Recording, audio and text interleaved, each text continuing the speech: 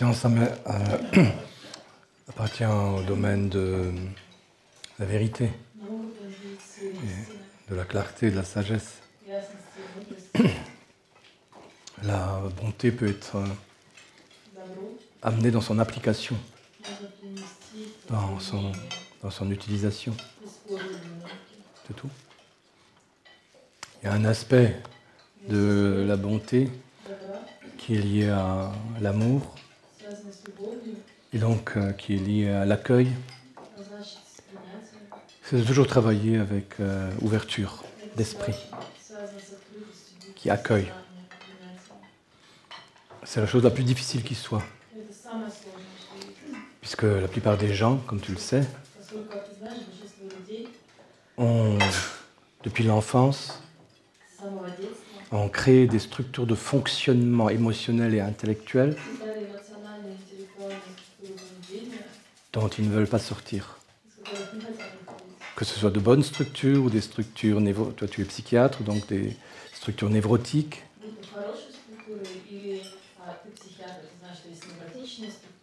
Ou des structures, on peut dire, ordinaires et normales. Ce qui signifie des opinions ordinaires. Et chacun s'est créé comme ça. Des structures de fonctionnement, de pensée, de réagir, de croyances, de modes de fonctionnement, d'attitudes qui emprisonnent dans un carcan. Et chacun veut rester avec ça. Et pour chacun, c'est la chose la plus difficile à dépasser. On laisse entrer comme pensée en réalité, ou comme émotion, ou comme attitude, que ce qui correspond à ce schéma. Et c'est comme ça que ça se passe dans les relations entre les humains, dans les projets qu'ils ont. Chaque fois, ça impose ce carcan de la pensée fermée. Et chacun y tient comme à sa vie. Un carcan, c'est quelque chose qui enferme. Oui. Chacun y tient comme à sa vie. Sans même le remarquer que c'est ça. C'est pour ça qu'il est si difficile d'introduire en soi de nouvelles façons de penser. Et donc de ressentir et d'être. Et dans la science, dans le travail de recherche, c'est l'obstacle majeur est celui-là.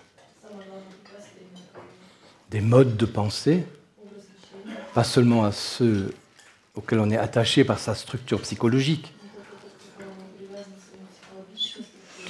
qui peut être mûre, immature, névrotique, psychotique, mais également par les structures qui se sont rajoutées là-dessus, à travers les études et quelques expériences. Très difficile d'en sortir. Il faut arriver à prendre beaucoup de recul. Et ensuite, si on applique ça au chemin intérieur, ça signifie que la seule façon de s'éveiller à quelque chose de supérieur, ou de réaliser quelque chose de nature supérieure, c'est d'arriver à démasquer ces structures en soi et de trouver les moyens pour les dépasser, tout en les utilisant là où elles peuvent être utiles.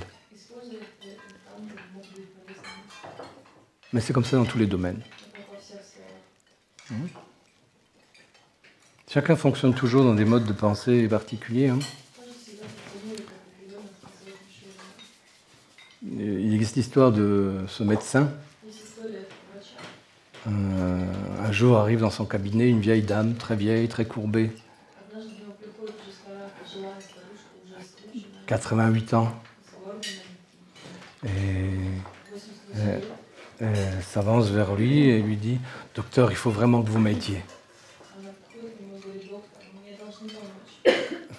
Et lui, il se recule un peu sur son fauteuil et lui dit « Vous savez, chère madame,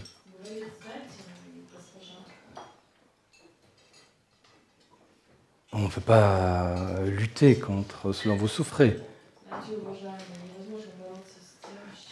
Je ne peux pas vous rajeunir. »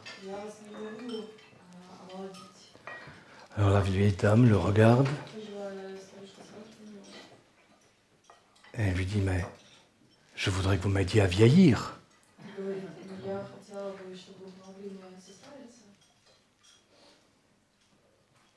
Nous projetons constamment notre façon de penser sur les autres.